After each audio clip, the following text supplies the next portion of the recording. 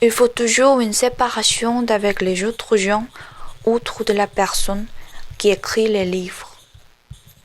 C'est une solitude. C'est la solitude de l'auteur, celle de l'écrit. Pour débuter la chose, on se demande ce que c'était ce silence autour de soi. Et pratiquement à chaque pas que l'on fait dans une maison et à toutes les heures de la journée, dans toutes les lumières, qu'elles soient du dehors ou des lampes allumées dans le jour. Cette solitude réelle du corps devient celle inviolable de l'écrit. Je ne parlais de ça à personne. Dans cette période-là, de ma première solitude, j'avais déjà découvert que c'était écrire qu'il fallait que je fasse. J'en avais déjà été confirmé par Raymond Queneau. Le seul jugement de Raymond Queneau, cette phrase-là. Ne faites rien d'autre que ça. Écrivez. Écrire, c'était ça la seule chose qui peuplait ma vie et qui l'enchantait.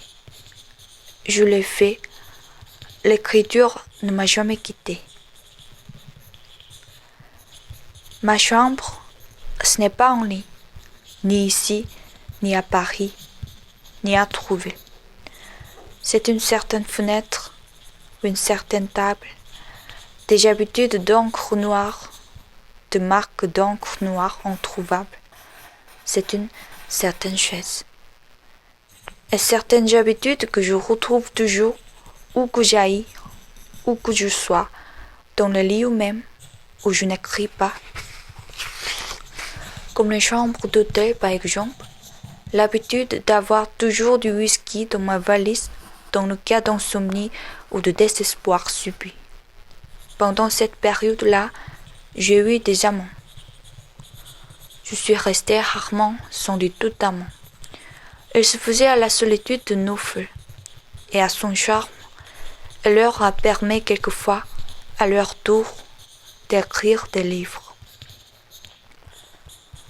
Rarement à ces amants, je donnais mes livres à lire. Aux amants, les femmes ne doivent pas faire lire les livres qu'elles font. Quand je venais de terminer un chapitre, je le leur cachais. La chose est si vraie, quant à moi, que je me demande comment on fait ailleurs ou autrement quand on est une femme et qu'on a un mari ou un amant. On doit aussi, dans ce cas, cacher aux amants l'amour de son mari. Le mien n'a jamais été remplacé. Chaque jour de ma vie, je le sais. Cette maison, c'est le lieu de la solitude.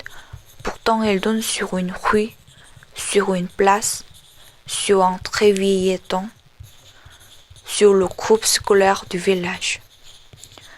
Quand le temps est glacé, il y a des enfants qui viennent patiner et qui m'empêchent de travailler.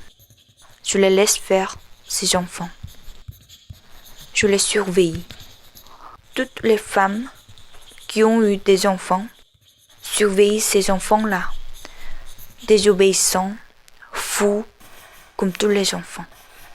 Mais quelle peur, chaque fois, la pire, quel amour. On ne trouve pas la solitude, on la fait. La solitude, elle se fait seule. Je l'ai faite. Parce que j'ai décidé que c'était là que je devrais être seule, que je serais seule pour écrire des livres.